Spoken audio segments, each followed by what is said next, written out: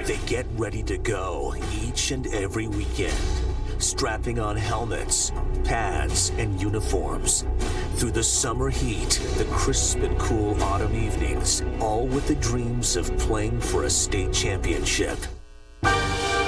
Those hours and days of practice and games culminate this weekend at Ford Field in Detroit as 8 teams will be crowned champions of football in the state of Michigan.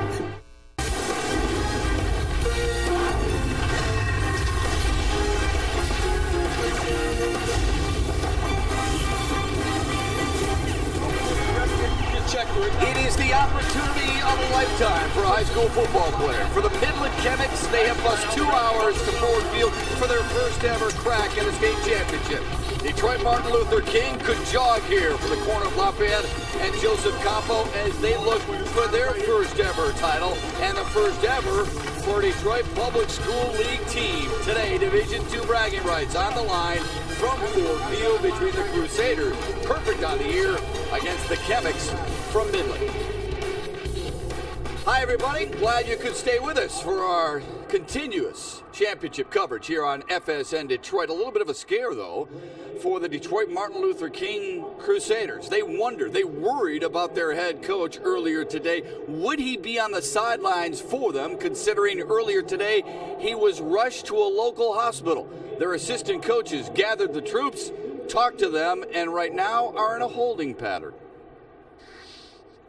This morning, Coach Reynolds was admitted to the hospital with severe chest pains, and right now he's under observation and the care of his doctor in the hospital, so he wasn't able to make it up to the pregame and everything at the school. Right now we're in a holding pattern on what's going on with him. Here's the good news, though. James Reynolds, 34 years at the helm, walked his way in just moments ago, walked to the sidelines to take his troops into battle, looking forward to the showdown. And as we welcome in my partner, Rob Rubik, you're looking live right now at the head coach. You figure a guy who's had this long of a tenure, had this few of an opportunity, he wouldn't miss it for the world. Well, James Reynolds, a gamer. You'd expect nothing less from his players who are nicked a little bit this late in the season to step up to the plate, show up for the biggest game of their high school careers, and he's doing nothing less, Matt. He's here, went to the hospital and got checked out, cleared to come here, and he's going to coach the game of his life today, I guarantee it. He didn't run here, but he does have a guy who can run sideline to sideline, end zone to end zone to really key his offense. You look at Darren Williams, a wonderful running back, over 2,500 yards this year. Strong, versatile. He can catch the ball out of the backfield, 19 touchdowns, so obviously he's a finisher. But this kid does not do it all by himself, Matt. He has a ginormous, to take a word from Elf out, offensive line. They average 6'2.5". They weigh 257 pounds. That's a nice small college offensive lines for a lot of teams. So, Darren Williams, you look at the size of this line, all he's got to do is take it inside, tuck behind those big fellas, let them do their job, then he's going to do the rest. No one bigger than Antonio Martin, wears 76 in white, 6'7", 310 pounds. That said, this Midland club is pretty darn good on the ground, but they're also good through the air. They're a little bit more better balanced, right? A little bit different. Yeah. Andrew Maxwell is a quarterback. He's going to lead this balanced attack. You have Coulter Roberson in the backfield. You also have Blaine Benner as the receiver.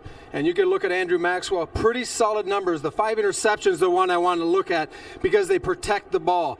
And then you look at the running back and Coulter Roberson. A nice job here also. Over 1,100 yards rushing. So they can do it via land or via air.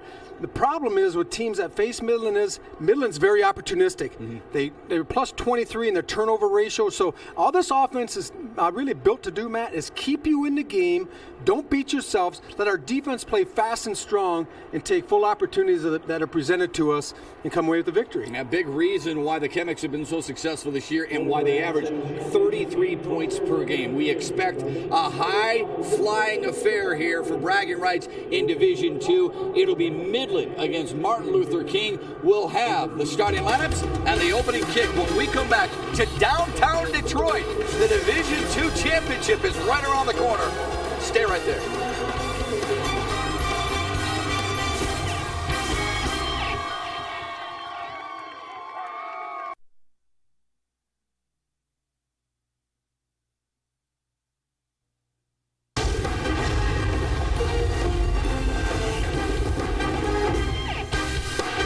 HSAA football finals on FSN Detroit are brought to you by Bell Tire. Trust us, we'll make you happy you came in. That's a promise.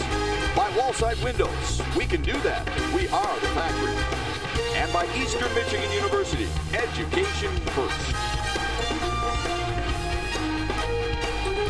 Getting primed and ready for the Division II championship game here at Ford Field. The Midland Chemics come into this one 11-2 down against a Martin Luther King Crusader club that is 13-0 on the season. What a year it has been for them in their first ever trip here under James Reynolds, who, as we mentioned before, was in the hospital earlier this morning, Rob, but we can't stress the fact enough that he's here now and ready to help his club seek a perfect season. It's some kind of effort on the head coach's part, huh? Yeah, we don't know what capacity he's going to fill here today, whether he's going to take on all the duties he normally would as a head coach.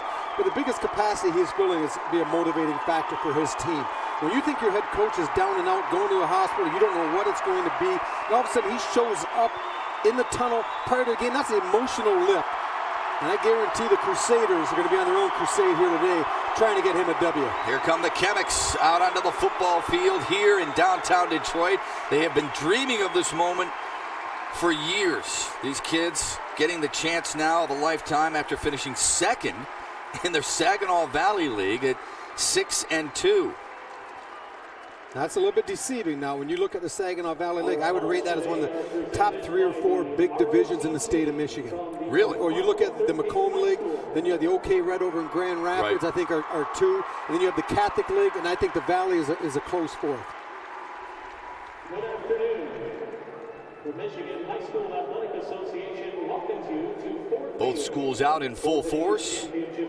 The Crusaders and the Chemics well represented here on a beautiful Friday afternoon. Game 2 of our 8-game coverage here on FSN Detroit.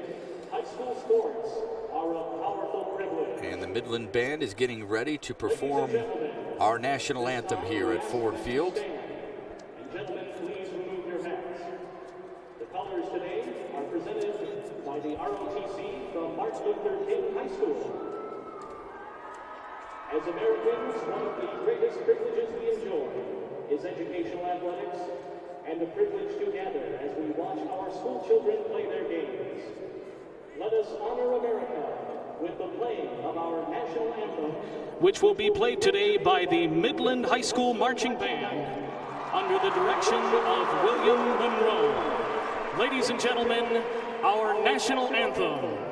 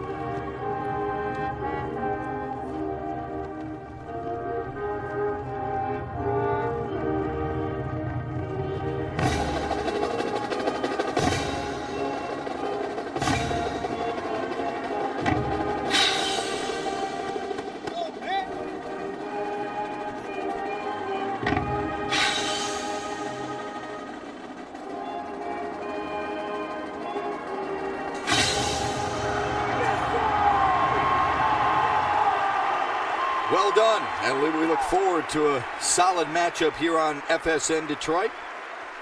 Terry Wilczek, 9-year veteran coach of the Midland Chemics, knows that the spotlight is on his kids. They may be the underdogs, but they're ready. We are going to have to try to slow down their running game the best that we can, and we can't all of a sudden get bigger, stronger, heavier today. We just have to play the same game that we've been playing all year long, which is be in the right spots, play as a team, and play fast and play hard. Yeah, they talk about goals and objectives from day one, and they were expected to be here. They knew, Rob, in weeks 4 and 5 when they pitched back-to-back shutouts against Saginaw and Flint Northern, that this team had something going for it. Well, it's a team that really reflects their coach. It's a team that doesn't get up too high or down too low when they lose. It's a team that just really keeps a steady course on both sides of football. I wouldn't say they're conservative, but they're well protected in what they do. They don't go outside of what they do well. They know their limits, and that's what Terry Wilczek has his team playing to. Meanwhile, James Reynolds was here as a runner-up in 1989 and 1990, the only time a PSL club has ever been to a state championship. 248 wins in the left column for him, 106 setbacks, and a guy who was on staff at Pershing and Central and Mackenzie, and now here at Martin Luther King, was also part of a Tuskegee University unbeaten championship team back in 1967 as a player. A man of few words, but boy, his actions speak very loud in how he handles his kids. Kids all respect him very much. It's a good ball club with a lot of size, a lot of speeds, and a ton of athleticism. His club won the toss. They elected to defer to the second half. Midland then given the opportunity, and they will receive to start this Division II clash. Joel Parsons, Coulter Roberson, and Michael Albrecht are back deep for Midland. Parsons is the guy who averages 21 yards per return, the leading kickoff returner for his ball club. Sam Lilly will kick it deep for the Crusaders.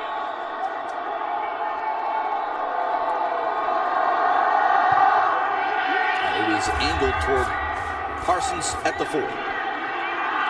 Good speed up the middle, past the 20, carries a couple of would-be tacklers to the 25. Here's Andrew Maxwell. Rob talked about him in the open. He's got a really good arm at 6'3", 190 pounds. Very smart as well, and just a good kid. They call him kind of the shoe shine boy because of how he adheres himself to a humble and lovable kid.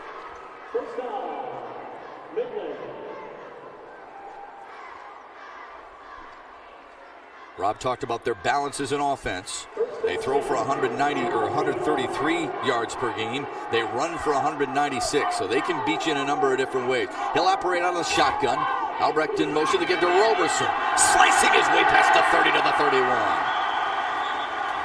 31. We talked about Roberson and Parsons and Blake Benner as well. Michael Albrecht, a pretty good receiver. Charlie Leffingwell started the year on JV and has been a nice addition. The line averages 6'1", 228 pounds. Andrew Grillo has started at tight end, tackle, fullback, and now he's a guard, wearing number 59 in blue. A pickup of 6 for Roberson.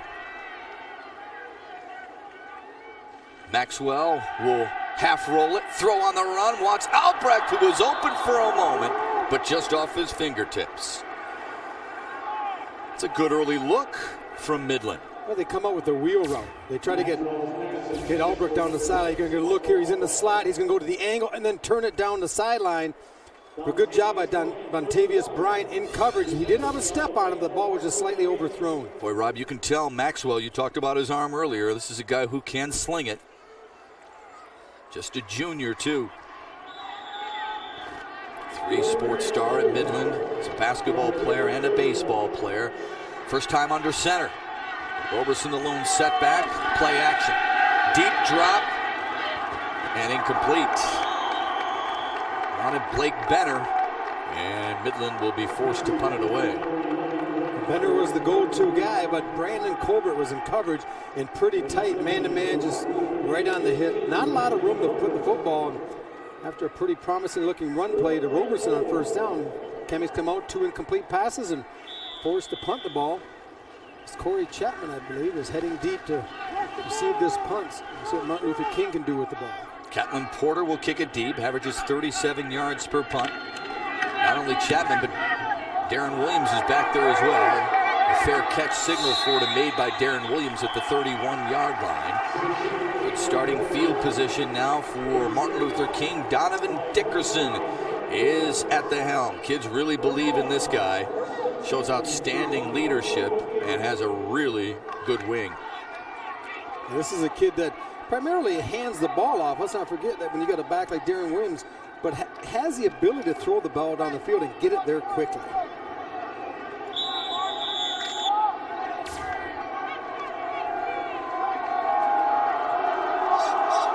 Williams the lone setback on the first offensive play of the game for Martin Luther King. It'll be Williams, tripped up right at the line of scrimmage. We talk a lot about Williams for good reason, but Leonard Whitfield leads this team in receptions with 20 and had a one-handed grab last week for the touchdown to get him to this stage. The offensive line, as Rob mentioned, beastly, including Orlando McCord, who was a Detroit News All-Metro selection just yesterday. You're looking at Antonio Martin right there, tips the scales at 310 pounds. Second down and 9 now for the Crusaders. They want to throw. Dickerson down the middle of the field looking for Nick Perry, and it's tipped right in front of him. Good coverage by Kevin Alcott. Yeah, how about the throw by Dickerson, though?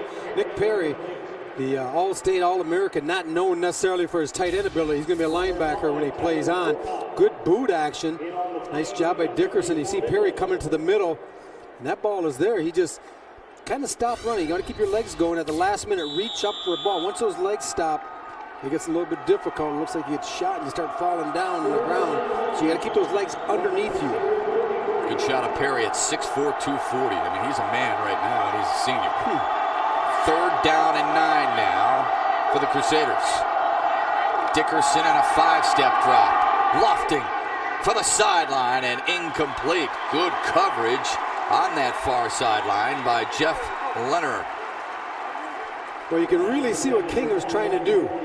They got the 6'6" Leonard Whitfield isolated on the outside, and you're just trying to throw a jump ball. When you got a 6'6" guy going against a much smaller Jeffrey Leonard at only 6'1", 160, you want to give your big kid the opportunity to catch the ball. The ball was thrown pretty well, but Leonard did a good job of cutting him off, taking his path away. The snap was skipped up there. Nice move to get away. This is Albrecht looking for a wedge and then blown up at the 46-yard line. But Midland about midfield to start their second offensive charge. Good job handling the ball and getting it off, but it throws the timing off a little bit. And Albrecht does a good job. He's going to go right, but he sees the wall setting up back to his left. You want to hit where all those blue shirts are for a little bit of protection. Nice job not panicking. And the play gets thrown out of rhythm a little bit. And Kemmings at good field position.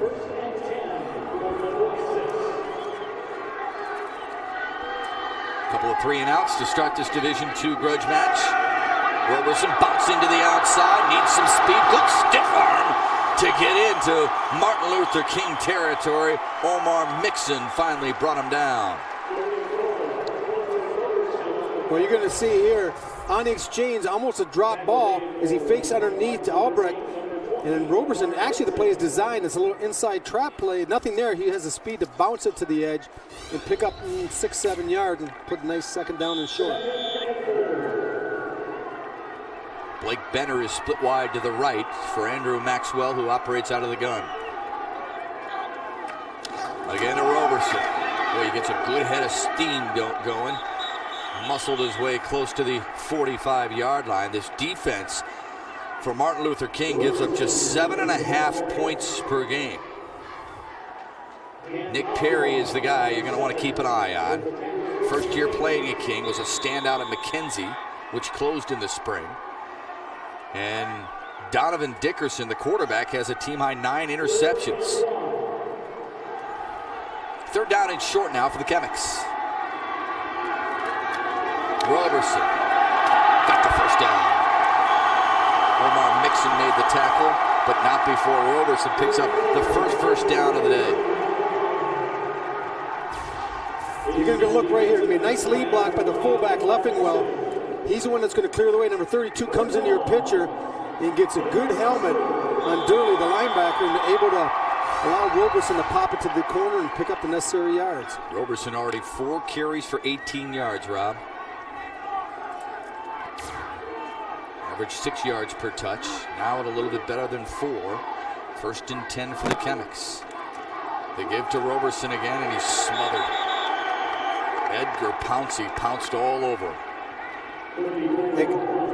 Edgar Pouncey is an interesting story, number 11. You look at the big linebacker. Nick Perry gets all the press, but Pouncey, according to Terry Wilczek, he said is about just a fraction of an inch not quite as good as Nick Perry. So they have two outstanding linebackers, and number 11, Pouncey, and number 8. And all of a sudden, you take another linebacker like number 57, Delector Durley, and throw him in the picture. It's pretty formidable. Second down at 11. Maxwell wants to throw, rolls, and fires a dart that's caught for a first down by Blake Benner. His 44th grab of the year. Well, he's going to look at Blake Benner. He's going to run it out. And this is all about turning the hips. Now look at, he's got him opened up to threat with the deep pass. He snaps it off, and that ball is well thrown. And when you can execute an out route like that, the defender really has no chance. You break his technique, you get him looking up the field, and then you snap it off. That's a good route, isn't it? That's what you talk about. A lot of times when you and I come here, we watch other high school games, we watch college games or professional games. You talk about running good routes. Blake Benner ran a perfect route there. It was nice for your quarterback to put it on a tee for you, too. First and 10, Maxwell. Good arm, sets up the screen, and a whistle stops play. Blake Benner makes a nice catch on the previous play, and that time he comes on, he's going to leave just a little fraction early from his wide receiver spot, and Kemich's going to get pushed back 5 yards. Dead ball, full start. Offense.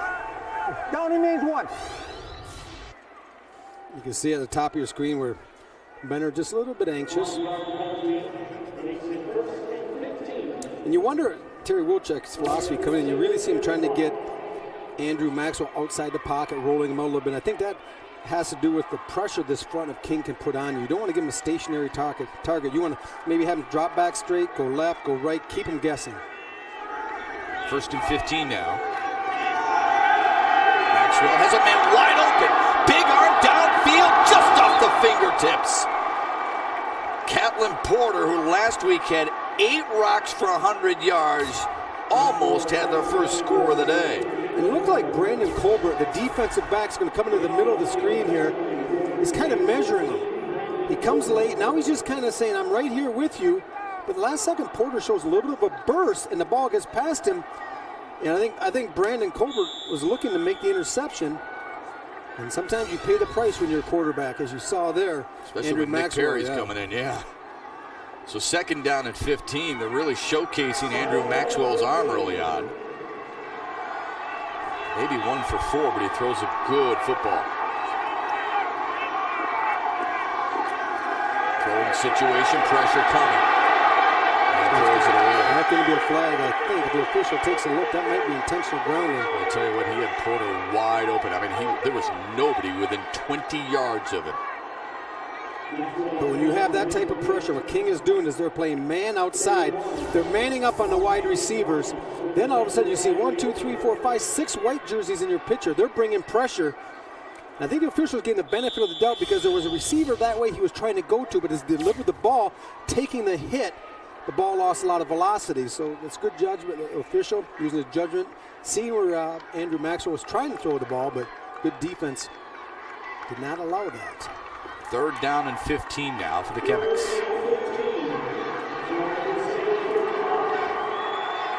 Trips to his left for Andrew Maxwell. 1 for 5.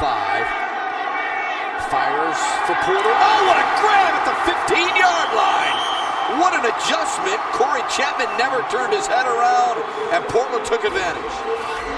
Well, good job in a well-thrown football as Catlin Porter just works the sideline. And that's almost like a fade stop. As you can see, Chapman never found the ball, didn't locate it in time. When Chapman finally turns back to see it, the ball's already arriving. As a defensive back, the thing you want to do is you play the receiver, but then when you think the ball is thrown, you kind of feel that clock in your head, or you see the receivers trying to adjust to the throw, that's when you have to locate the ball and become the receiver yourself as a defender. 21-yard pitch and catch. Brings up a first and 10 at the 13-yard line. Roberson, what a hole! Spins his way to the 6-yard line. Maybe the 7 they'll mark him out at. Midland's impressive right now. Yeah, and they're difficult to follow for me right now because they come out in these spread formations and you're thinking pass, and then they'll run jet motion. They're going to bring the running back clear, and then underneath handoff to Roberson. A nice down block, getting angles by Dawson Barcy that time, allowing Roberson to get to the edge. This team right now is mixing it up pretty well. The Chemics throwing enough to make those defensive linemen of King starting to rush up the field and then run the underneath handoff underneath it. 10th play of the drive now for Midland out of the I formation on a 2nd down and 4. Roberson up the belly. Should have enough for the first down. Well, you talked about it in our open. You said the balance that Midland provides. They do, and they never quit. Nice job by Roberson on the cutback lane. You can see number 9, Andrew Cox, coming to the picture and try to help his running back into the end zone. So a first down and 10 for the Chemics as they're able to move the chains. But this is where it gets tough. Now, all those big people in that defensive front. You look at that Martin Luther King defensive line averages almost 6'2", 236 pounds against a 6'1", 228-pound offensive line for Midland.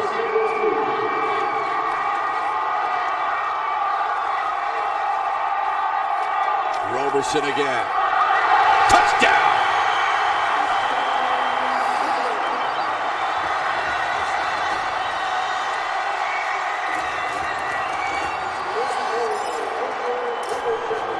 You're going to see right here, all the people up for King in the front, they're starting to angle outside, so Roberson's going to use the cutback. You can see as they start flowing, he sees it. Now Nick Perry, who's reading to the hole, number 8 gets a body on him. That's number 59, Andrew Grillo, and a good job by Roberson. If you have a defensive front that is that aggressive, is going to flow that quickly, the cutback is the greatest tool you can have. 24th touchdown run on the year for Colter Roberson. The extra point from Catlin Porter is good, and Midland on their 2nd possession of the afternoon gets a little touchdown cutback run by the senior, and they draw first blood in Division II. Midland works 54 yards in 11 plays in almost 4.5 minutes, and they have taken the lead thanks to their outstanding tailback Colter Roberson on the 2-yard touchdown run. Maybe most importantly, Rob Rubik, Midland was 2 for 2 on 3rd downs on that drive. Well, they look exactly like we talked about in the open. This is a team that is very balanced. We saw some nice running by Roberson, some good passing by Andrew Maxwell. Blake Benner makes a big catch, nice route. It's a team that is very fundamentally sound. They're not going to beat you because they're 280 up front. They're not going to beat you because they're 4-4 with the wide receiver. When Midland wins, it's because they don't turn the ball over and they move the ball very efficiently offensively. Porter with a pop-up kick. Chapman has it at the 16. Spins away and down at the 26-yard line by Ben Dvorak. Let's see how they got there. The road to the finals. Martin Luther King with an upset win over Rochester Adams. A lot of people thought Adams, after blowing out Harrison and beating Brother Rice, would be the state champion. Not to be this year. Lowell and Midland squaring off last week, and what a ball game that was in a 31-28 final. You're heartbroken for Lowell's quarterback, who lost track of the time, lost track of the situation, and spiked it on 4th and goal from the 1, thinking it was 3rd down. Yeah, Noel Dean, the head coach of Lowell, has to be just heartbroken as well as his players. Yeah, I feel terrible for a kid like that who wouldn't have been in that situation. That team doesn't get there without his efforts, and what an effort on the Midland defense. Boy, they're smothering Darren Williams early on here. Well, you got this, sometimes quick beats big. You're going to see Andrew Cox, number 9, come off the edge with the down block. He's able to fight off the guard pulling, and then he steps up into the hole. Fine job by the big defensive end. Andrew Cox lines up at linebacker sometime, that time down in a 3-point stance. That's a big body now. That's 6'3", 230. You look at these bad boys right there. Yeah, he's a big horse. You got to go get those into here. Got that gun check there because he got some serious howitzers on him there. Get that ticket to the gun show quick, right? 2nd down and 10. Dickerson slinging it out. A little slip screen, but they can't slip the Chemics. Chapman, who's got some nice moves, but it was converged on quickly by Keegan Aguilera and Dawson Barcy. Well, when you're going to break down a slip screen like this, the best thing you can do is read it quickly as a defensive player. Recognition is the key. You get up into the backfield, you see Roberson in there making him adjust everything, and Chapman really had no chance to get going. Give him a half a yard. We'll call it 3rd down and 9.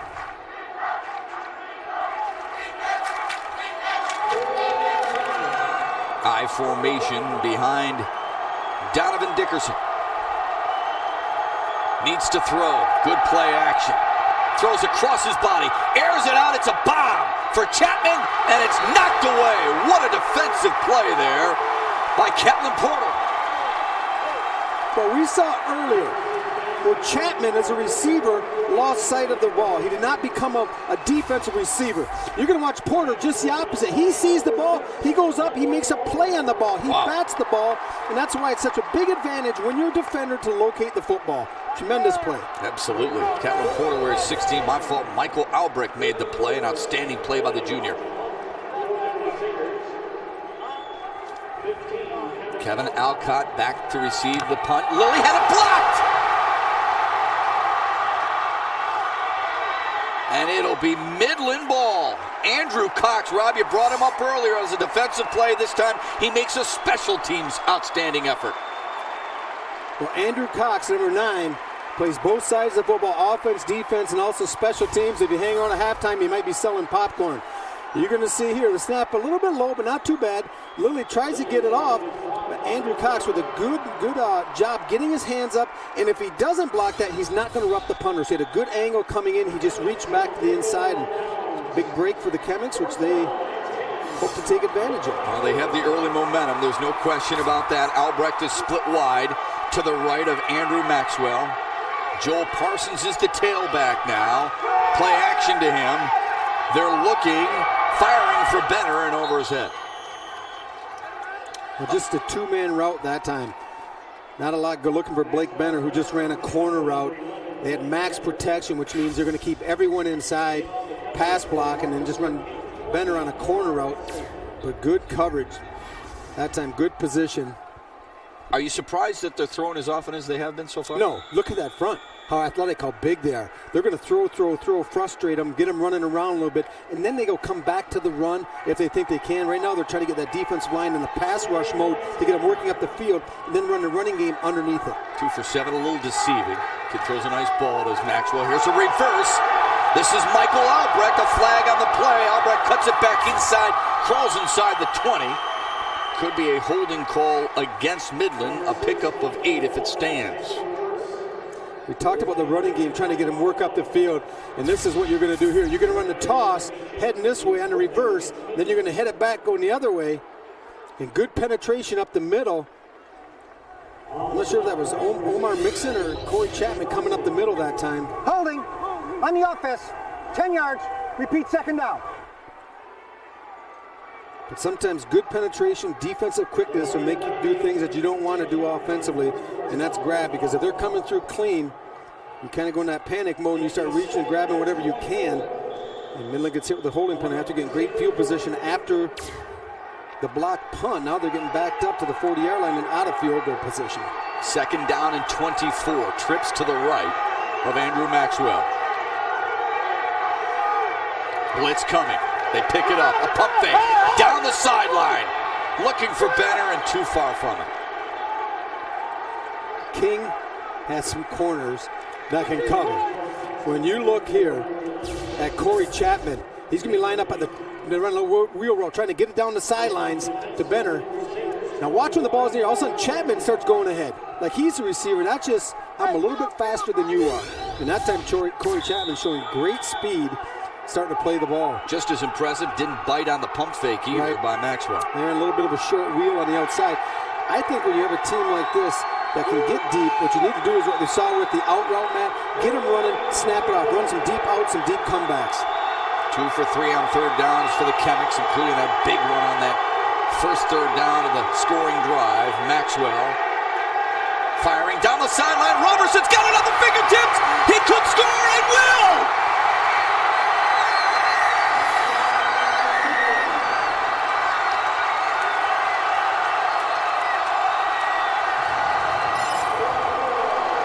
What a throw. What's going to happen? They're going to get him right down the sideline, Matt, on the linebacker, Dontavius Bryant, and that's a matchup you like. Bryant with not the type of speed that Roberson possesses out of the backfield. They caught him in man-to-man coverage. That's exactly what you want. When you got man, your wideouts are clearing to the post, taking all the defenders out, and then you leak the back down the backfield, and that's just great execution. Third touchdown grab of the year for Coulter Roberson. Does it on the ground, does it through the air, and now Catlin Porter does it with his right foot. 3 possessions, 2 touchdowns, both by that man, Coulter Roberson. This one on the receiving end of Andrew Maxwell's 40-yard touchdown pass. 14-zip Midland.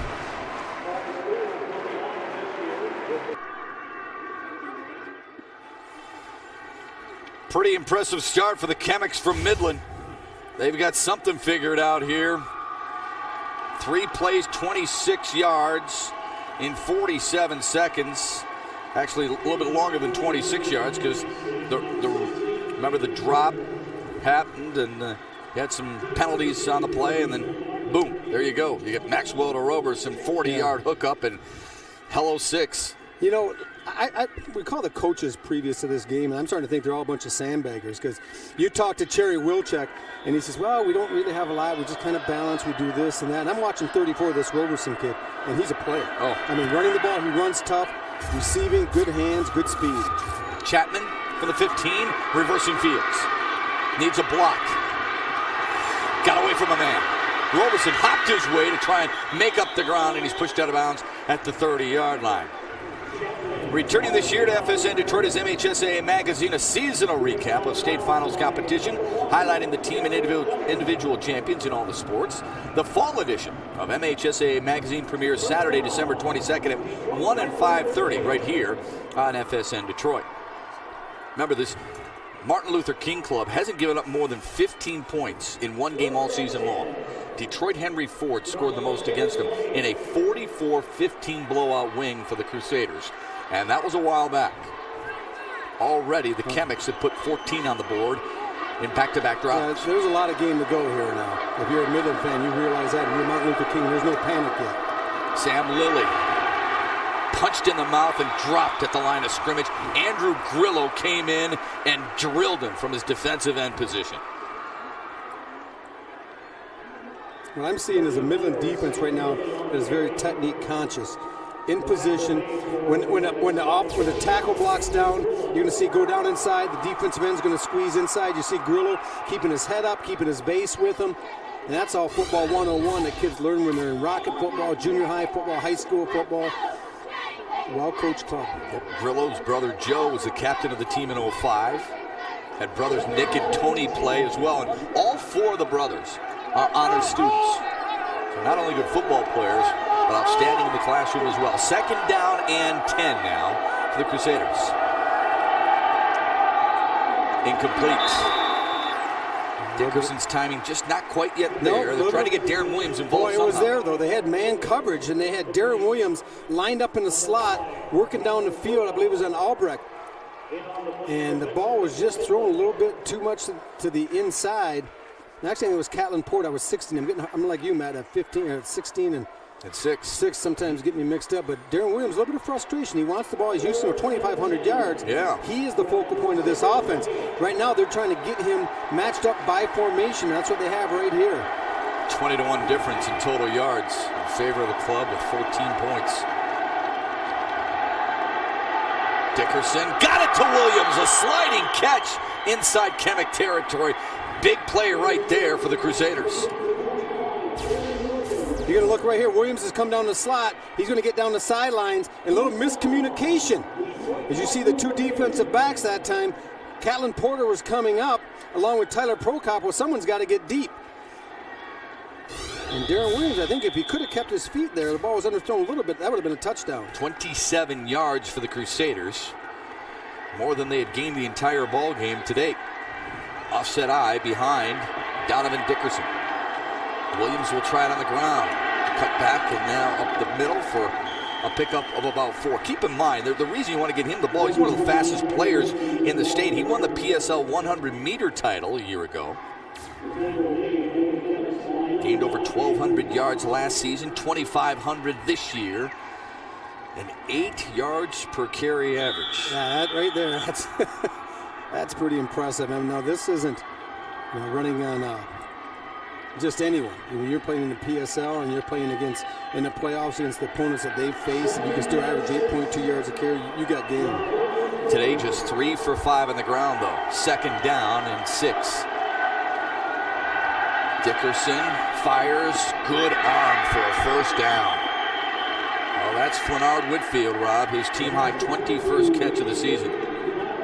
Well, these receivers and the strength of Dickerson's arm, I understand why Coach James Reynolds said when we talked about his quarterback and what he liked about him, he said the velocity he can put on the football. This ball leaves his arm and gets there quickly. It's almost like you take a few frames out of the broadcast. It goes from his hand to the receiver's hands pretty quick. Good release. He's fundamentally sound. You look up Donovan Dickerson. He's a pretty strong-looking young man at the quarterback position. 1st and 10, the give to Lilly, who rumbles past the 25.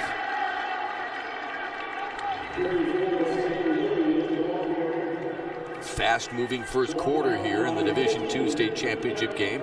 Crystal Falls Forest Park snapped a 3-game state championship game losing streak by winning earlier today in the Division 8, the school's 3rd ever title. One of these schools is going to bring home their first. 1 quarter is in the books. The Midland Chemics have possessed the ball 3 times, and they've scored twice. Back-to-back drives. They lead at 14-zip, but the Crusaders from King are driving after this on FSN Detroit.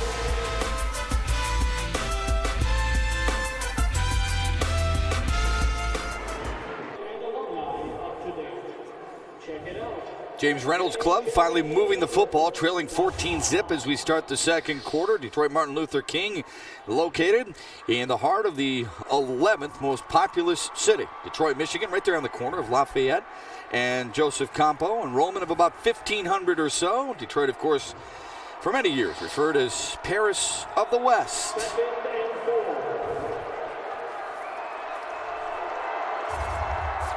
Dickerson slingshots it out for a first down. Nice move, seeking the goal line. Touchdown. They fumbled in the end zone, but it'll be a score. Corey Chapman's 4th touchdown catch of the season, and the Crusaders are on the board. When you have great players with speed and athleticism, you want to get them the ball in space. And that's what they did with Chapman that time. They just ran a little bit of a curl to the outside, a hitch.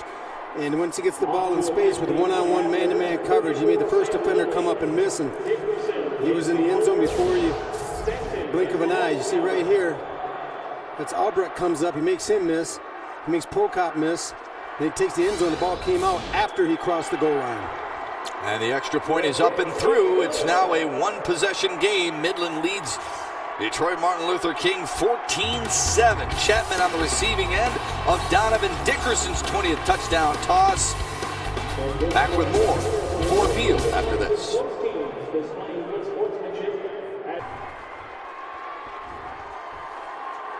Rod, they call it yak. It's yards after the catch, and Corey Chapman did a nice job of first corralling the football and then taking it in for 6. Yeah, Corey Chapman right now is saying yakety yak, don't talk back, because that was a beautiful running catch by number 21 for King, and you're seeing what they can do with some of the athletes they have on the perimeter if they get them the ball one-on-one. Big kick by Lilly as Parsons shades to his left. Foot touch the end zone. He'll bring it out. Nice move to get to the 20, and then tiptoes out of bounds at the 21-yard line.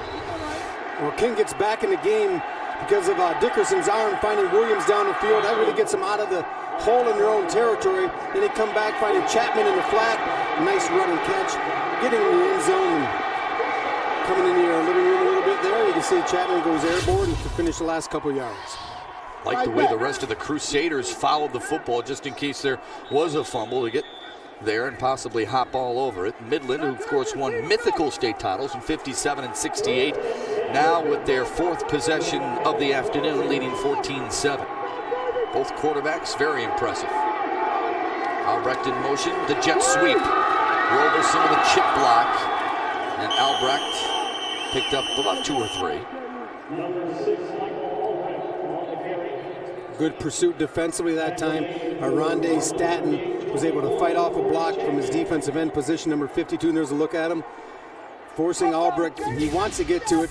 Albrecht can get this on the jet sweep. You see him fighting off the block at the point of attack. Roberson misses Chapman a little bit. Got to do a better job. We know he can run and catch. He's also got to become a blocker down the field. If he gets a block on Chapman that time, that might be a 7-8 yard gain instead of a 2. Catlin Porter and Michael Albrecht are split wide to the left from Maxwell. Now here comes Albrecht in motion to give to Roberson up the gut. Turned his way to the 28-yard line. Chris Gant Osborne in on the tackle. Well, we've seen a couple plays out of the jet series. The motion, Albrecht comes with the hard motion on the jet. We've seen him run the ball. We've seen him fake and give it to Roberson back underneath. And the third and final thing you can do off that is you can also fake it to Roberson and go into some type of play action where you run Albrecht, who comes in motion, you run him down the sideline, and you can do something with the tight end or the slot receiver to that side in combination. It's all about options, isn't it? It's a lot like our sponsor of MHSAA state championship games and the games we call Eastern Michigan. Maxwell with pressure, rolling, throwing across his body. First down should be enough for Michael Albrecht. Forward progress should get him past the 32.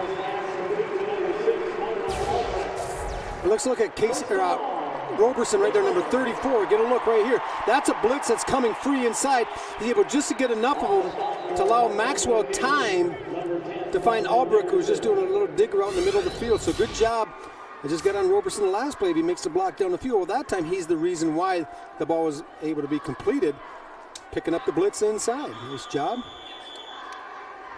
That's that balance. This is what you see from Midland. Nothing too flashy. They just kind of do everything pretty well. And if you do that long enough and don't turn the ball over and win that turnover battle, you can have success. And if you convert third downs, that equals success. Midland has now made 4 in a row in that situation. They want to throw again. Looking downfield. Maxwell, all kinds of time. He will release it for Albrecht to 2 deep. Boy, kid's got a big arm and big-time pressure coming from Edgar Pouncey. Edgar Pouncey's the one that brought the late pressure, but Andrew Maxwell had time. You're going to see him set up in the pocket, and that's the play action with the ability to run the football. It buys you more time. Pouncey coming from that linebacker position throws him down late, but he had enough time to deliver that ball 40, 50 yards down the field. He's just got a strong arm. He's just got to kind of get under control a little bit, maybe a little bit too much juice. You see that with Brett Favre a lot, not as much anymore, but early in his career, he'd come out first 2 or 3 passes. He always overthrew. He was so pumped up for the game, and Andrew Maxwell just has to play within himself a little bit more. Broke a lot of fingers, too. Second down and 10. Maxwell throwing as he rolls, and incomplete. Almost picked off by Donovan Dickerson. Talked about him with a team-high 9 interceptions so far this year. When you look down the field, good man coverage right here. Actually, that was a zone. They're playing the soft corner 3 deep. That's number 10, Donovan Dickerson, the quarterback, as well as a nice corner. I thought they were in a man, but actually it was a zone and no one's threatening the shallow flat for Dickerson on the corner. So what he does is he just keeps backpedaling and he undercuts the route. Remember last time they had a 3rd and long. It was 3rd down and 24. And they went for a score. Now it's 3rd down and 10 for Andrew Maxwell. Trips to his left. Roberson in the slot on the right. He'll stay in and protect. They try to set up a quick slip screen, but Perry broke it up with a knockdown. When you're 6'5", 245 pounds, you make a better wall than a window. He's rushing into here, gets his hands up, leaps. That's pretty good athleticism by someone of his size. And that was going to be the slip screen as you called coming back on side. And that's a good play. I mean, they had the right play call. Perry's blitzing from the inside linebacker position, and that's what you want. You want those inside linebackers blitzing, because when you hit that slip screen, then you're to that tier, and you can work it right up the field. Well, he is so fast. Not only fast, Rob, but for a defensive player, so quick. And that's important as Porter kicks it deep to Chapman. Corey Chapman will return it. Got a key block, sprints to the outside. Stutter stepped his way past the 40. To the 41, maybe 42-yard line. So you get the sense that Midland had the early momentum, Rob, but that touchdown by Chapman, who you see there, kind of reinvigorated King. Well, I think what King has for him right now is they're faster on the football field. Offensively with the skilled players, defensively, especially from the linebacker position, you see how fast they are. In Midland, in the first couple series, they got 14 points. I don't want to say they did with smoke and mirrors, but they were able to hit him with a couple big plays, got some blown coverages, got a nice matchup. I think Terry Wojcik did a good job of getting Roberson on the linebacker. But ultimately, speed kills. If you can't defend it, if you can run to the football like they have and present problems on the perimeter, you can have a lot of success. So 1st and 10 at the 42 of King. This is Williams. He broke free, moving the pile backwards for a first down. I get the sense Midland thought they had him stopped almost for a loss, but there's a reason he's one of the best backs in the state. Now this looks like there's nothing. It's just he bounced to the outside. It's the zone play. He gets turned around, gets his back, then he gets his balance again and starts driving forward. He's just running inside, outside zone. Committed to Cincinnati. He'll play for Brian Kelly and the Bearcats next year. Kelly had those Bearcats ranked in the top 25 at one point as Williams gets some tough yards between the guards that time. Couple of yards to pick up.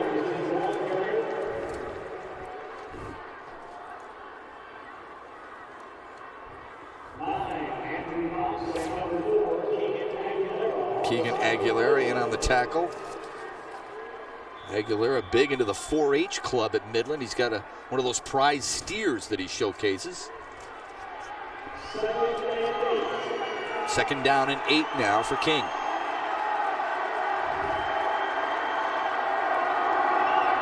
Pressure coming, slipped it out to Williams. Good open field tackle made by Catlin Porter.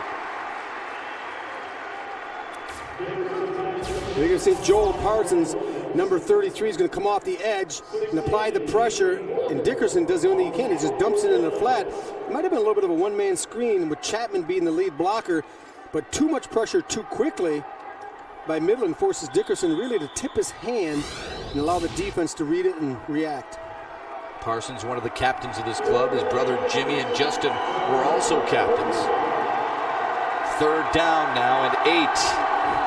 Crusaders trying to get to 500 on that 3rd down conversion rate.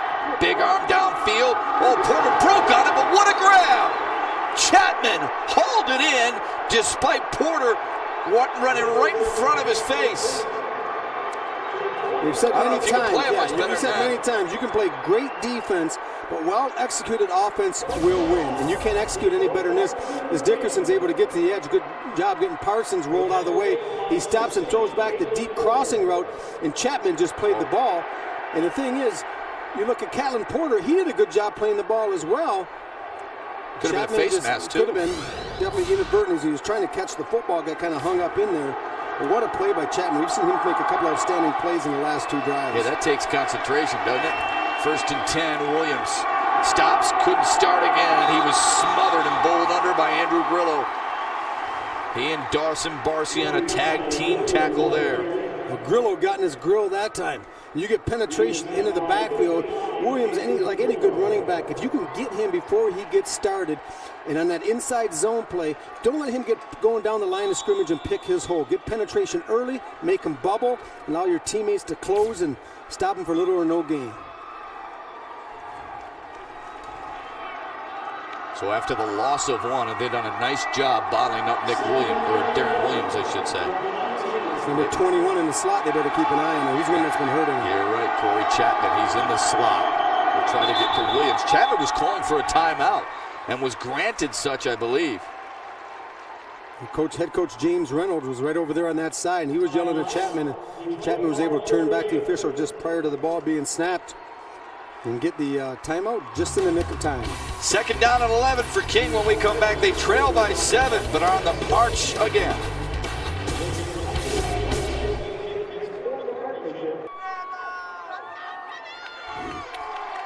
Smiles on that Midland sideline and that side of the field, cheering on their Chemics. We should say hello to Roberta Lanning, an 87-year-old diehard Chemic fan who's watching the game here on FSN Detroit back in Midland. Her son Bobby is a Midland historian, is at every practice. Came up and visited us in the booth prior to today's game. Right now, he has to be impressed with Donovan Dickerson, who's completed his last 5 passes in a row. This is a talented young man. You watch his mechanics. He's flawless. Willie the lone setback. Wants to throw again. Pressure coming from Cox. Downfield and incomplete. Wanted Whitfield, who was covered by Jeff Lerner. Well, sometimes when you're in the passing game and you have guys coming open, as you're going to see, Chapman, number 21, going down the scene. The problem is at that same time, Dickerson is getting forced out of the pocket to his left. So he loses vision of what's happening to the backside. And people see, they're like, why didn't he throw it? He's wide open, because he didn't see it because of the pressure. So 3rd down and long now. 11 to move the chains. King has made 2 3rd down conversions in a row. 2 wide receivers to the wide side of the field for Donovan Dickerson. 5-step drop. And someone grabbed his arm from behind. I think it was Roberson. We've seen some nice performances by players today in all different of situations. We've seen Roberson running and catching. Now number 34 coming off the edge is able to get a hand right on the arm, one on the back and the other one on the arm, forcing an errant throw. Setting up 4th down and 12, and the Chemics trying to dodge a bullet here. The King has really moved the ball well down the field last couple of possessions. This would be a big stop with 6:14 remaining in the half. So 4th down and 11 now for King, who trails by 7. Midland's fan base on their feet trying to root on the defense. They got to pressure evenly. You don't want to give Dickerson a side to roll out and make the defensive backs cover for 6 seconds. Williams didn't even run a route. He will go for Whitfield and just a little bit too far. Well, he had Darren Williams in the slot on the left side, who literally just stood at the line of scrimmage, didn't even move. Yeah, you look at that play call, it's pretty much a one-man route. It's all or nothing as you try to throw it to Whitfield. And the problem is when you're throwing a fade route from the 20, the quarterback's throwing from the 27, so that's a 37-yard throw. Yeah. So even if Whitfield beats a defensive back off the line of scrimmage, this ball hangs in the air a long time and lets him recover. And there's not much room. There's just little room for errors. The other two, Chapman just kind of jogging. Darren Williams to the right was really trying to see his buddy score a touchdown from the slot. But that's what you're talking about. You talked about a one-man route, right? I just think the opportunity for success is pretty slim. Puts a lot of pressure on your quarterback and Whitfield, the receiver. It's pretty obvious they want to get Whitfield involved, and why not with his size? Instead, the Chemics now get Roberson involved again, and a flag on the play to delay it. Tell you what, Rob, we've talked a lot about Darren Williams, and for good reason, but this kid Coulter Roberson has kind of stolen the show on the ground. Well, he has, and I think Coulter Roberson, what we've overlooked. Defense. Down remains 1. So it'll be 1st and 5. Yeah, it's his ability to play on both sides of the football. Yeah. We knew coming in he was a pretty good running back, and he's actually better than Terry Wilczek let us on to believe. But defensively, he's in coverage, he's blitzing, he's making tackles, and a really complete high school football player. Midland felt like they needed a balance against King. They were a little worried about their size, but Terry Wilczek also understands this. You can't measure heart, and his kids have an awful lot of it. It's been a good ball game so far. 6:04 to go until the half. Roberson dancing his way, feeling his way to the 27-yard line. 2nd down and short now for the Chemics. Well, Dawson Barcy, the left guard, did a nice job of creating a little bit of a hole where there was really nothing there. 78 total yards for Coulter Roberson. 2 touchdowns. And that offensive line's they're doing a good job of getting out, but they're going against some big fellas on the defensive front. They're not getting a lot of push once they get to the point. Offensive line averages almost 630 pounds, or 230 pounds. High formation behind Maxwell. Roberson again. Not a whole lot there. Nothing but a white wall there on a 2nd down and short. Bring up 3rd down and about 3. He might have lost a yard because of Edgar Pouncey with another tackle. We've mentioned his name more than Nick Perry. Rob, you look at 11 in white rather than 8. Maybe it's because Perry's getting double teamed sometimes. Yeah, and sometimes they're going to go away from him. And if you're Nick Perry, that number 8, you know where he is each and every time. Obviously, they put him at linebacker. Sometimes they like to put him in the middle. They move him around defensive end. But if he's at a defensive end, you can guarantee if they know he's there, they're going to run away from him. Now he's lined up at the defensive tackle position. Fast enough to play safety as Pouncey. Plays backer, and as you mentioned, sometimes they put Perry down in that D-tackle position. 3rd down and short. Roberson. This will be close.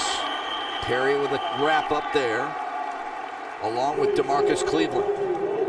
DeMarcus Cleveland, a good job at the point of attack. Perry coming in a little bit late, sliding off his block at the defensive tackle. Coach James Reynolds does a nice job of making everyone in the opposition share the pain of Nick Perry. He moves him around from his defensive tackle position. Good push into the backfield. as he falls off late.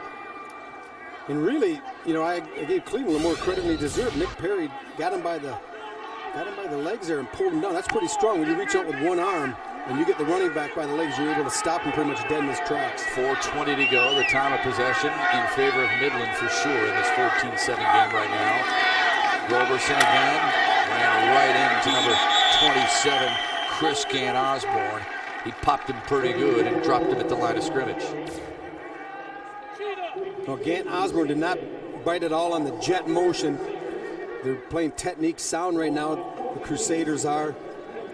And I say he didn't bite when all that hard motion came his way. He didn't widen out.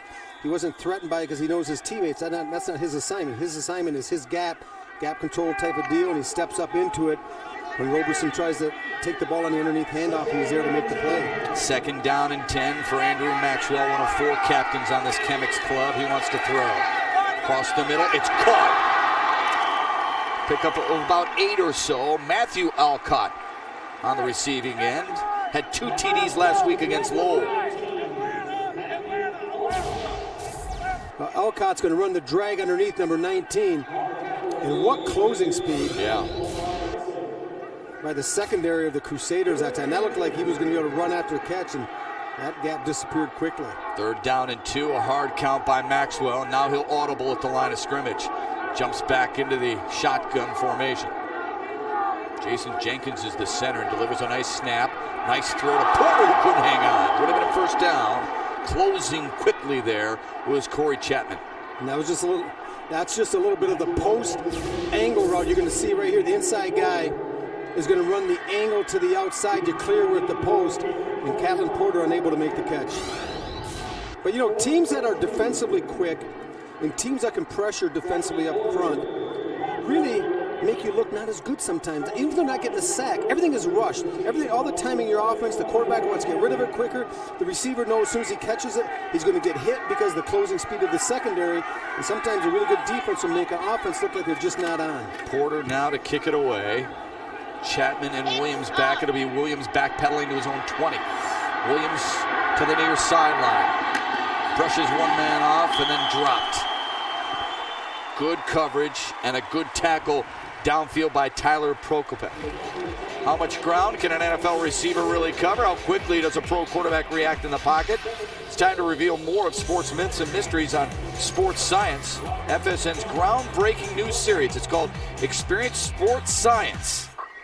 So Sports Science is Tuesday night at 8, only on FSN. We talk about Midland, and you're going to watch your coverage teams. When Williams gets the ball, stop it right here. Look it. They got guys everywhere along the way, and that's what you want to see. You don't want to create any bubbles. When he tries to go wide, it's a good job by Prokop stretching it out. When he tries to go back, all the blue shirts are there, and that's good team defense. Yeah, and Prokop never gave up on the play either, even though he was brushed aside momentarily. 2:38 to go in the half. King trying to get a game equalizing march here. Williams with not a whole lot there. You wonder how frustrated maybe that Darren Williams is getting. Ben Dvorak in on the tackle after having limited success on the ground. Well, maybe a little bit, but unlike you and I, Matt, you and me rather, he doesn't need 20 carries to get 100 yards. He knows at any given time he can take a handoff and take it to the house. Yeah. So guys like that are okay. You know, give me one, and pretty soon you're chasing me as I go 60 down the field. Yeah, what they like most about Williams, he gains the tough yards, but he's also quick to the edge. 2nd down and 9 now for the Crusaders. Knocked down. Well, again, look who's in there making a play. It's Colter Roberson. Well, he's unaccounted for coming off the edge. And you're going to see him come in off the edge right here. He's going to come hard. Unaccounted for. Williams really sees him late. The running back Williams in that situation, he's got to check inside to the outside. Well, when he checked inside, he was a little bit slow getting back to the perimeter to pick up the blitzing Roberson, and by doing so allowed Roberson a nice lane. He got his hands up and deflected the ball. King 2 of 5 on 3rd down so far here this afternoon. All 3rd down attempts have been long yardage situations like this, 3rd down and 9. Dickerson down the sideline. Is that intercepted? It's incomplete. They were going for Whitfield. Prokop, good coverage. You know, King has a lot of faith because this is, you see right here, basically a run-man route. They're going to clear any angle route with Chapman, but there's no one else down the field. And when you do that, you allow a lot of room for your safety, who happen to be Pro Cop, to come over the top. There's nothing threatening down the middle of the field to hold him. Then he can just go outside to help on the fade route. So I'm sorry, Matt, but sometimes you have superior athletes, big, tall, fast kids. You get used to being able to do whatever you want, and right now Midland's defending it pretty well. Lilly punts it away. Alcott will let it bounce. And then get away from it as it wobbles to the 36-yard line. So with 1:32 remaining and 3 timeouts at their disposal, Midland takes over, 1st and 10.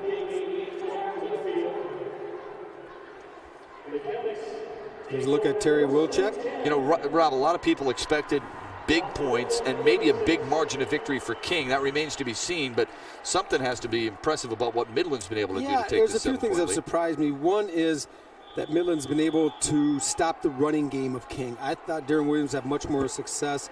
The other thing that surprised me is how fast King is. I mean, I knew they were going to be fast coming in, but this secondary closes like no high school team I've ever seen. Maxwell out of the gun. Pressure coming from Perry. He delivers. Michael Albrecht was the intended receiver, and Maxwell slow to get up. Who wouldn't be after Perry delivered that blow? Boy, he hangs in there tough, he does. Sometimes you hang in too long. You see big number 8 come in, and you want your kids to play football, parents?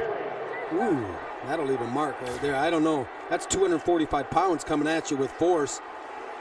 And you tell me number 10, Andrew Maxwell's not a tough kid. Look at those, 6'4", 240, and I think that's weighing him in the morning time. 2nd down and 10 now. Something for Maxwell to think about with Perry on the edge.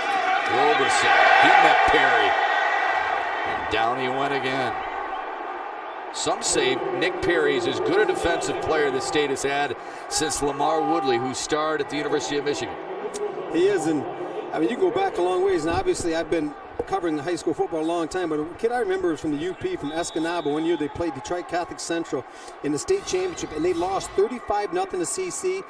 And I talked to kids from De La Salle and CC that were at Grand Valley time. They said this Jeff Nault was a linebacker. They said he was a man on the field playing with boys. And this was in a loss. Yeah. But he was a 6'4", 230-pound Mike in tight end, went to Wisconsin on a full ride. And that's what you see from Nick Perry. Same type of deal, playing linebacker.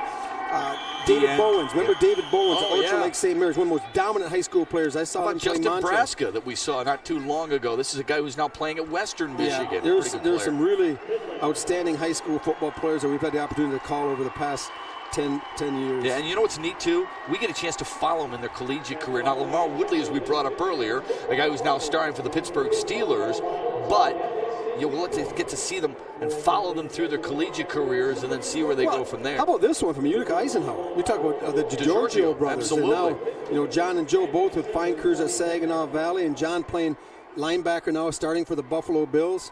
As a free agent, nobody drafted him. The Buffalo Bills, actually, we talked to their scout not long ago. They said there's just nobody who's better than him right now. The kid can flat out play. They drafted a kid from Penn State in the 2nd round, Pulowski, was it? Yeah. And he couldn't beat DiGiorgio out. Obviously, he was playing a little bit because of the financial situation. But so we've seen some kids come through here. Yeah, Paul Leslie was an All-American, too.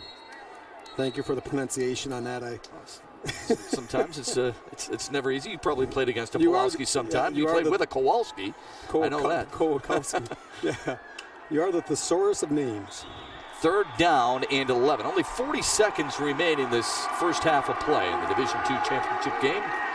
Midland scoring on their 2nd and 3rd possessions. Matt, look for Midland. Keep it on the ground because they want to keep that clock going. Maxwell to Roberson. Roberson trying to break free, and Perry got him from behind, a fumble, and it's going to be King's ball. Now, one official's ruling it down, and then the backside official pointed that it was King's ball, but I think he's going to be overruled, and they're going to keep it going here. Perry caused the fumble. Pouncey recovered it. While Roberson comes through. And remember, the ground cannot cause a fumble. As Roberson is going down, the ball comes out when it hits the ground. That's an excellent job by the official. Sure is. Who had a better view, and he overruled the one official. King is going to take a timeout with 12 seconds, and that's smart by James Reynolds. Give the opportunity for your punt return or maybe your punt block to really try to come after and block this punt and create something with 12 seconds to go. Nice. Well, we've seen some big days and big plays made by Nick Perry, but Coulter Roberson has kind of stolen the headlines so far from Midland, huh? Don't you think? Yeah, well, it starts out with quite a frenzy when you look at Roberson running the football, able to get to the edge, picking up nice yards, and then you're going to come back once again, cut back for the touchdown, and then find him in the passing game, get him down the sidelines, matched up man-to-man against Dontavius Bryant. He's really done a nice job of being a versatile and balanced player. Well, plus on the defensive end, has that rushing and receiving touchdown, but he's made some plays defensively as well. Reminds me a little bit of Curtis Adams, who used to play at Central Michigan. Catlin Porter will kick it deep with 12 seconds left to go in the half. Williams and Chapman are back deep to receive for King. This is Chapman, a playmaker from the 30, spinning away from a tackler, and then hovered under at the 27-yard line. Wow. Makes a lot of guys miss, doesn't he? That's the greatest 3-yard loss I've ever seen in my life. He made about 6 people miss. Every time you think you're down, he's down. If you're a Midland fan, he comes out spinning. There's 1, there's 2, 3, 4, 5, and the 6th guy came in with 4 or 5 and get him. So Chapman, a really exciting player, and it counts for the only King touchdown in the first half. Well, the one thing that Terry Wolchek has to be proud of with his Midland club is how they've been able to stymie Darren Williams and really the entire Martin Luther King running attack. It was a running attack that averaged 236 yards per game. And yet Terry Wolchek's defense has stood tall and stood strong so far in this first half of play. The head coach for the Midland Chemics now joins us down on the sidelines. Coach, we were just talking about how good your defense has played against the run. Is that what you're most pleased about so far? Well, yeah, I'm pleased with it, but man, they're a tough team, aren't they? Yeah, they sure are. Hey, Coach, I'm just curious. Have you ever seen a secondary that breaks on the ball as fast as this King secondary? I think I've seen a lot of surprises already. What an athletic team. They've got great speed. They really close on it. Their linebackers, wow, they're just a great football team. Andrew Maxwell all right? Because he took a big hit toward the end of that first half. We hope so. He has to be all right. All right, Coach. Good luck in the second half. Thanks Thank as you. always. That's Terry Wolchek. He coached Midland's baseball team in 1998 to a state championship. He has his football team on the verge of a football title, but they still have a half to play. They're up by 7 over the heavily favored King. Back with more from Ford Field after this on FSN Detroit.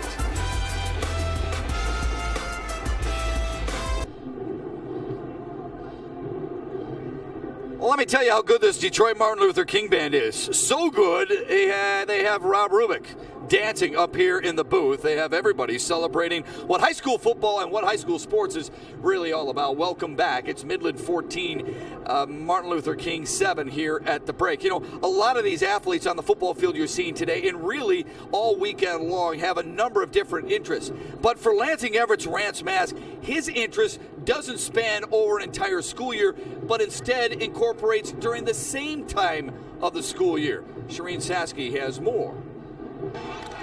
At first glance, Rance Mask appears to be your typical high school football player. Hey, come on, y'all, let's go! I just love to play. Why? What is it about the game that you love? Just out there hitting, running around, just being yourself. This season, the defensive tackle helped lead the 9-2 Lansing Everett Vikings to their best record in school history. How key was Rance to this team's success? He was a big part, like the defensive line, like the front line, especially him. Like he could take, like if we needed him to take up 2 of their guys, it would be easier for another one of our guys to make a play. Now, on any given game day, players head to the locker room at halftime to make adjustments for the second half of the game. But during this crucial time, Rance is busy with his other passion, music. It's really fun. I like it. I like to, that's another way when I'm not in the locker room yelling at people, I can, get my arms swinging and stay loose.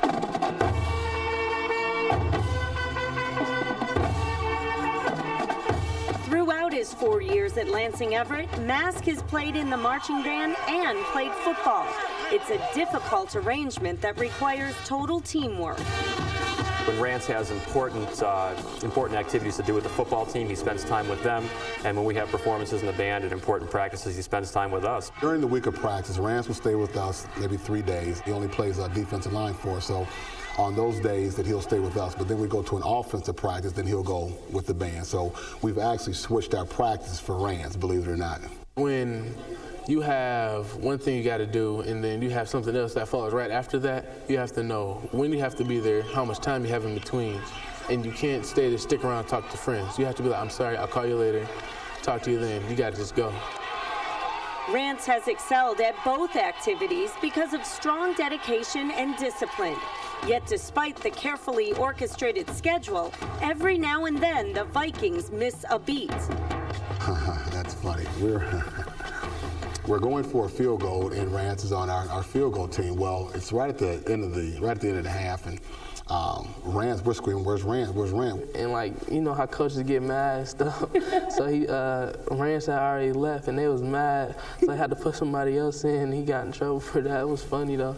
It was okay. We have found someone. We made the field goal, and now we laugh about it. But that particular moment, it was tough. We apologize to Coach Crothers for that one. But yeah, every now and then I think we get a few little glitches. But for the most part, it's not bad. And what's been really cool about Rance is that he's served as a role model now for future football players who are also in the band. And as well as him, we've got 2 kids on the junior varsity team right now that are also playing football and band. And they plan on doing that same sequence that Rance has done the last 4 years. And you know, Rance Mask would love the opportunity not only to play on the football field, but play in the band at halftime here at Ford Field as well. Martin Luther King and Midland are doing just that. When we come back, we'll look at the first half highlights with the Chemics leading the Crusaders by 7 on FSN Detroit.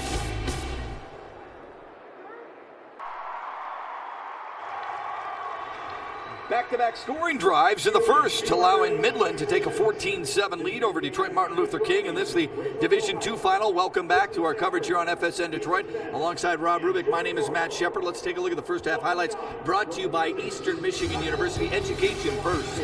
Well, so it's out with Midland really setting the tone early on in this game, and that's with number 34, Roberson, the running back, doing a lot, getting down the field, and Porter gets one heading to the sidelines, and they come back once again to Porter. And Midland do a nice job of spreading the ball. Andrew Maxwell on the handoff for the touchdown for Roberson inside. Then in the kicking game, Andrew Cox with good pressure is able to get a hand on it, deflect the ball, pick it up, give a short field to work with. And by doing so, it allows Midland to control the ball. And then later, they get Roberson matched up man-to-man with Dontavius Bryant down the sideline for a big touchdown. That was huge, wasn't it? Yeah, it really was. When the second quarter comes around, it becomes all King. Dickerson is able to find first finds Williams on a long wheel route down the sideline, which sets up field position. He comes back with Chapman with a little shake and bake on the sideline, makes a couple of Chemics miss, takes it to the end zone, and closes it to a 14-7 gap. Here's our bell tire first half stats. You look at the third down conversions from Midland. That has been huge. Otherwise, it's just about even. And that's why the game is pretty much even. 14-7 here at halftime. As you said, Matt, the third down conversions have been key because it's keeping that high-powered offense of King on the sidelines. Ball possession is very important in a game where you feel you might be a little bit mismatched athletically. Either way, we've seen a lot of good players offensively and defensively. This one should be tight the rest of the way. When we come back, we'll talk about the Division 8 state championship. Look at some highlights and some stats from Crystal Falls Forest Park's Division 8 state championship win. Midland seeking their third state championship in school history. They lead at the break 14-7 over Detroit Martin Luther King. This one is exciting as what we had earlier this morning, Rob Rubik, in a Division 8 title tilt that saw Crystal Falls Forest Park take on Fulton. Well, Bill Santilli gets his first win in the state championship game as Peterson starts things out early on, getting a big play, establishing field position. Kyle LeVake showing why he's an all-state running back.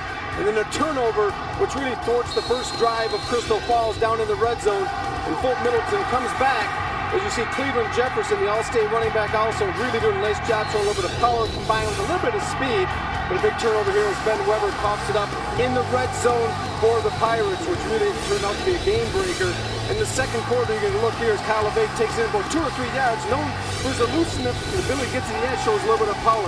Kyle Roberts on a 2-point conversion is able to find Peterson in the flat, and Fulton not to be outdone. Matt Stevens really good nice job scrambling in the pocket, throwing the ball downfield. Ben Weber doing the rush with his legs after the catch, being able to take it into the end zone.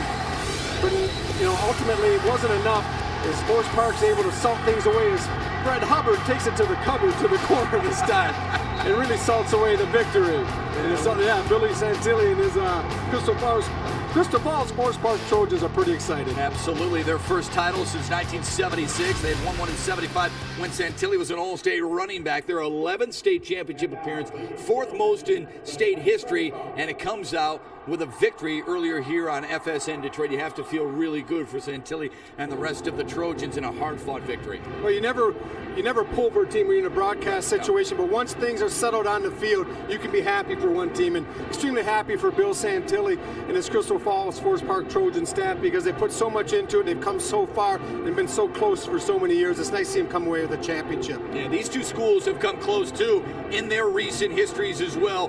One of these will be crowned the Division II state champions when we come back. The second half kickoff comes your way on FSN Detroit. Stay right there. More great football after this.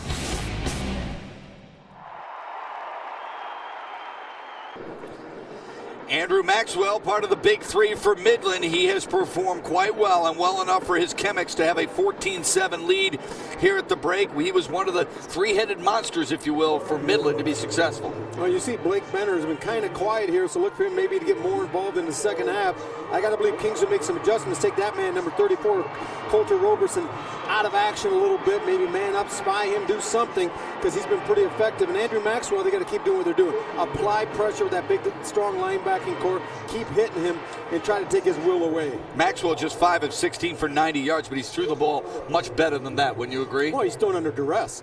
Every time he's throwing, he's almost looking at the lights of Ford Field as he's getting hit, trying to stand tall in the pocket, wait till the very last minute, taking some shots down the field. I think they may want to look at Terry Wilczek and the staff are going to a little shorter, more controlled passing game, some 3 and 5 step, get rid of the ball, and start taking some of the hits off of his quarterback. Remember that some of that duress applied by Nick Perry and the rest of the defense from James Reynolds, who now joins us down on the sidelines. Coach, by the way, we're glad you're healthy. We're glad you're here. Congratulations on making here on time, and your club fighting back some adversity after trailing 14-0. What'd you like most about the first half? That we're still in it. We gave up 14. We feel we can come back. Coach, is there anything they're doing offensively that has surprised you? No, it's a matter of execution. All right, Coach, well, good luck in the second half. Okay, thank you. James Reynolds, healthy, on the sideline for the King. A team that right now trails by 7, but gets the football when we start the third. We'll see what Donovan Dickerson and company can do after this.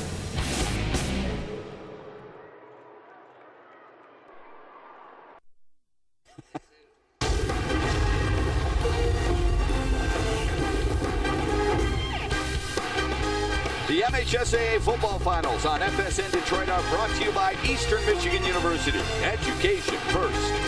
And by Pepsi. Hope you all had a great Thanksgiving. Glad you could spend part of your holiday sports weekend with us here on FSN Detroit. We've got all kinds of sports, including more fun-filled football action. At 4:30, it's Division VI bragging rights on the line. Novell seeks a second straight title, this time against Blissfield. And Detroit Country Day battles Marine City in the Division IV title match at 7:30 as Dan McLean seeks his second state championship ever.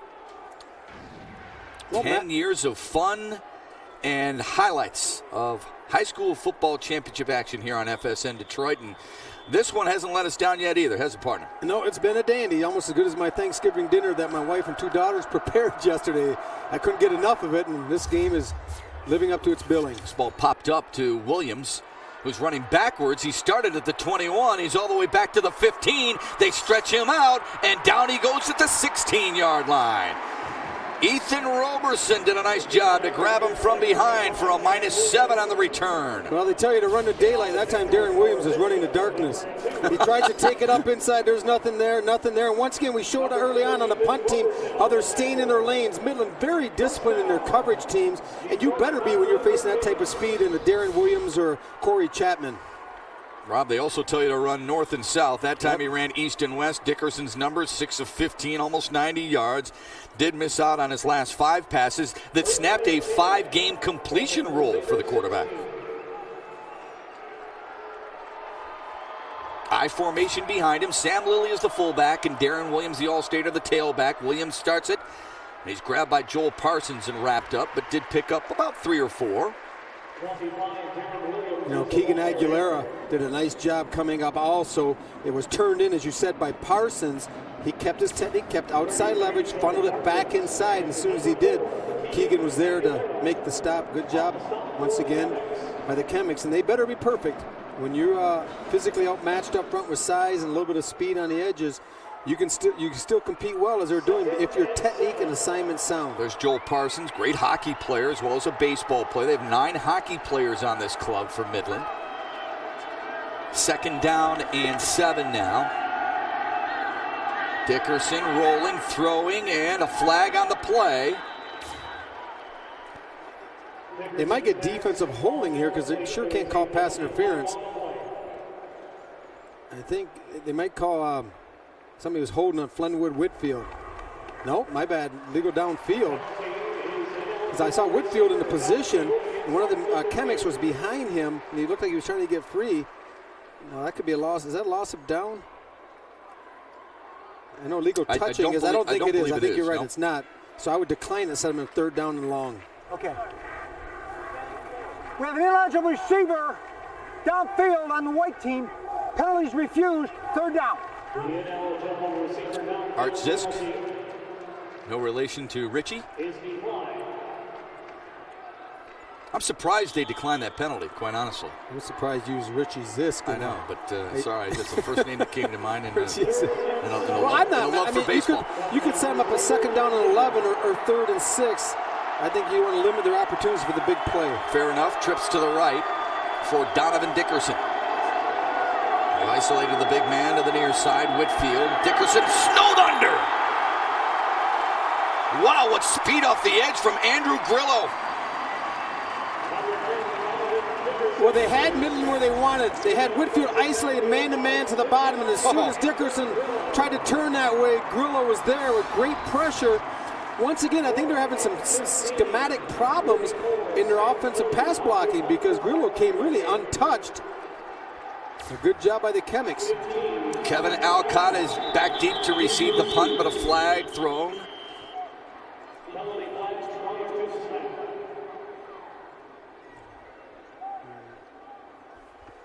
Midland had the big first quarter, stopping King 3 and out. Dead ball. False start. Offense. This is, we saw in the special teams. I really think, Matt, people give a lot of lip service to, special teams are 1/3 of the game. You're right. Defense, offense. But I truly believe that, and I think today is really panning that out. When you look at Midland, how well their coverage teams have done, and they've created field position with the block kick. We got to Sam Lilly's going to fake it from his own end zone, and he won't get it. That looked like a design fake, and Michael Albrecht read it well. Came up, made a huge tackle. Despite a pickup of 13, Midland knocking on the door, already up by 7. Well, I don't know if that was an ad-lib by Lilly or not, but this snap looks good. It's to the right. Well, no, he saw pressure coming off the edge. Parsons was there. He decides to tuck it and run it. And it looks like a horrible play at first, Matt, but you look at the punt in that situation. Midland still probably can get the ball on maybe the 40 or 35 going in.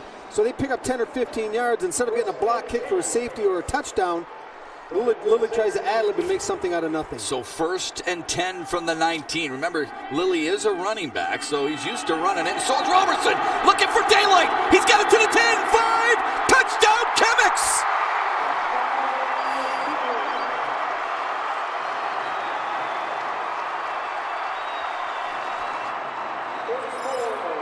Well, this play was designed to go inside. And you're going to get a look right here. It's going to design here, but he's going to pop it out here. And then once he gets down the field, we're going to pause it. And I'm going to tell you why plays work. This is a little inside zone that belly's back, and pause it. Keep going a little bit more. We're going to take a look. Right now, stop. Benner at the very last minute right here. He's the one that's on the defensive back for about 5 seconds, stock blocking. And that's a very difficult thing to do without holding. The extra point is up, and it is through. Another touchdown for Coulter Roberson. 3 on the day, 26 on the year. And now the Chemics lead by 14.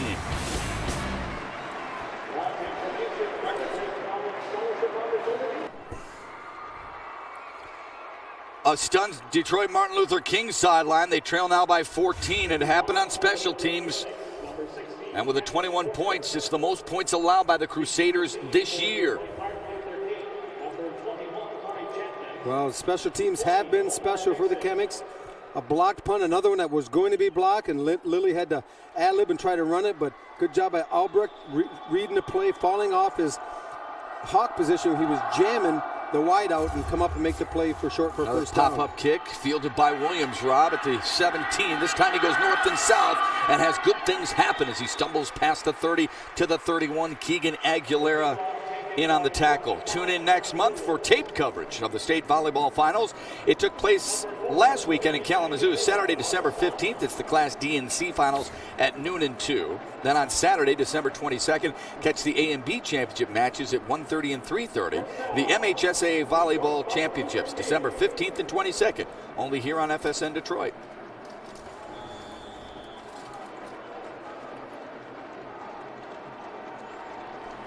Big possession right now for King, Rob. Yeah, they need something positive. At the very least, reestablish field position with a few first downs.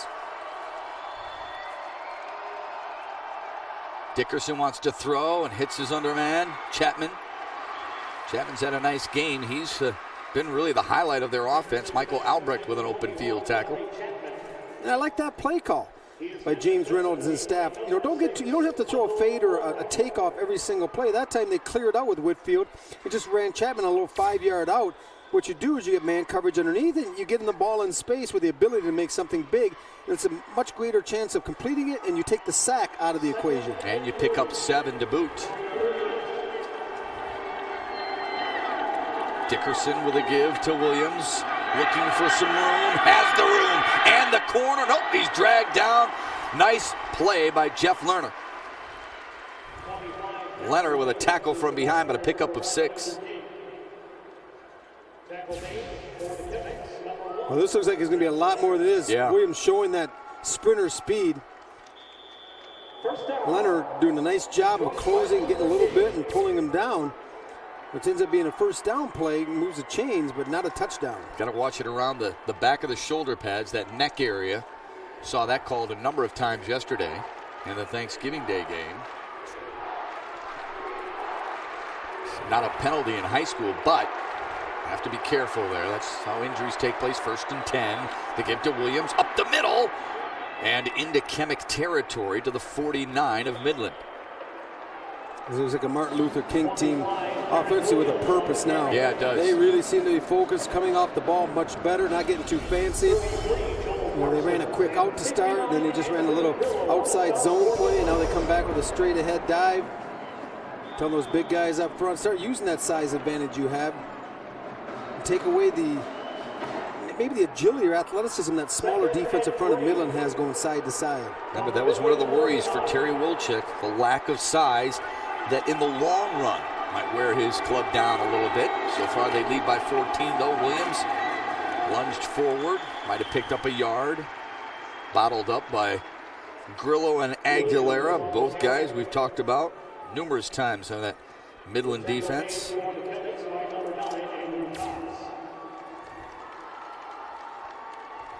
Third and short now for Donovan Dickerson. Well, speaking of short, there's a look at Ben Dvorak. 5'4", 165 pounds playing nose. He's 5'4". That's almost a foot shorter than most of the offensive linemen that he's going up against, and he's giving away almost 100 pounds, but 14, he's a little warrior. A lot of times what you'll see him do, Rob, is crawl and just kind of lower his head to get lower than the offensive lineman. The offensive lineman with good push to get Williams the first down. Yeah, you're going to watch Ben, number 14, see him slide down. He's going to create a pile. He's not going to get movement, but he doesn't want to get rolled out of there. You see him. He came out low, was still able to keep his feet and spin to come back with a little gap integrity. Looks like some wrestling integrity there that oftentimes is used by some of those down defensive linemen. 1st and 10 for King now. High formation behind Donovan Dickerson. Lilly up the middle, flag on the play. Picked up about 7.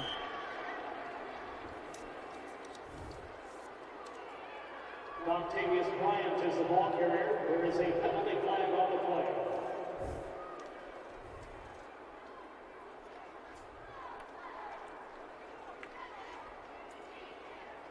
Look at our officials conversing a little bit. You'd like to make the call, but I have no idea. So an illegal formation against King. I would guess Midland would push him back here. Art Zisk in his 35th year. Illegal formation on the offense. 5 yards, still first down. And reffing his last game as a Michigan high school official. Congratulations, Mr. Zisk, on a long, successful career. 3rd penalty against Martin Luther King today. What a great way to go out for Art Zisk. You know, you want to go out on top, and that's exactly what he's doing, refereeing in the state championship game in Division II. Wonderful career. Dontavious Bryant is the up back. Play action for Dickerson. Rolling and throwing. It's caught by Bryant. Made a man miss. Got the first down. Lowered the boom and got to the 30.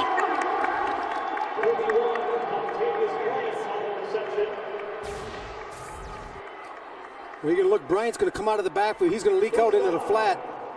Dickerson's going to find him, and he just does a rest.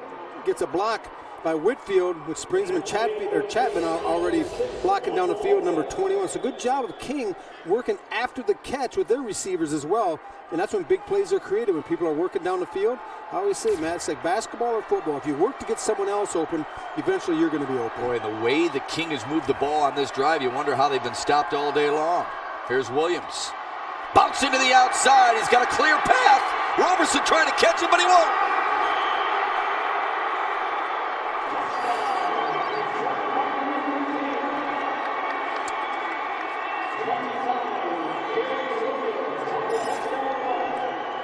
Well, all day Midland's done a nice job of keeping contained. That time Grillo gets pushed down inside. Roberson gets bumped a little bit. This allows Williams to pop it to the edge, and then you really see his speed. Because Roberson had just a little bit of an angle on him, but he left Roberson in his dust. Sam Lilly now on for the extra point. High snap, fielded nicely by Dickerson. It is up, and it is no good. Tell you what, you take that horse to water, eventually that big fella's going to drink. And Darren Williams did just that. The 100-meter champ sprints to the end zone for his first touchdown run of the day.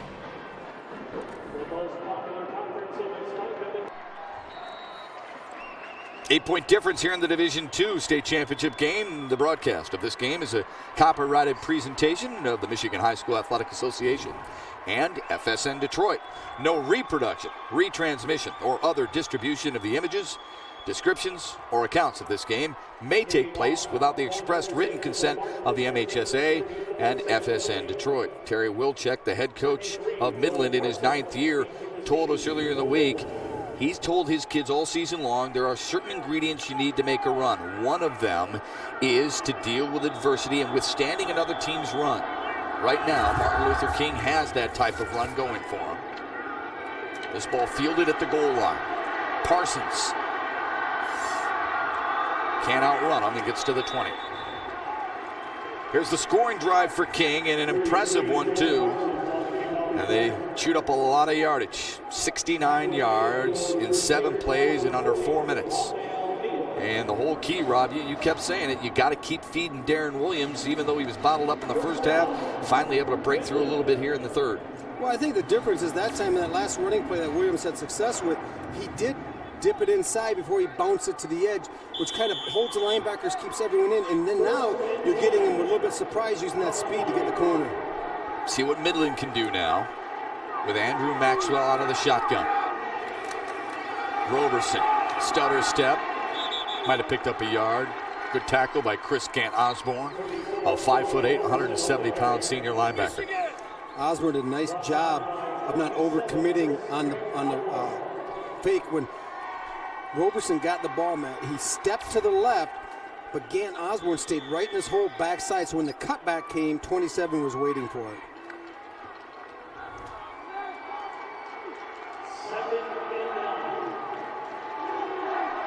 Michael Albrecht is split wide to the left for Andrew Maxwell. A toss to Roberson, looking for the edge, cut it up, and got back to the line of scrimmage. Omar Mixon made a nice tackle coming in from his cornerback position.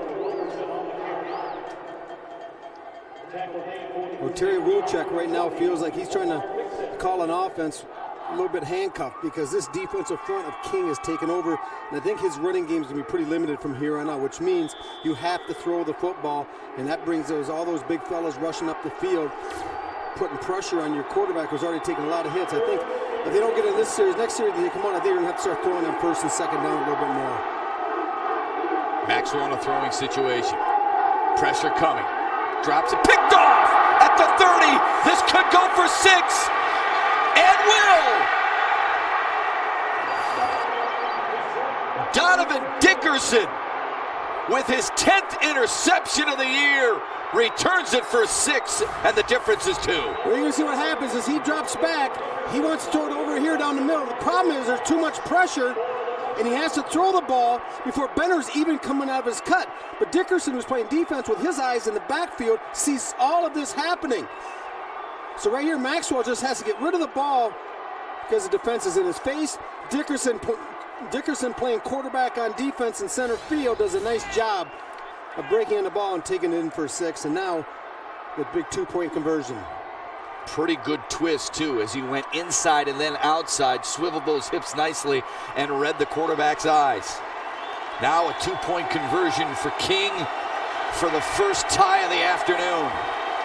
High formation behind Donovan Dickerson. Play action and a roll. He's got room to run if he wants to. He will.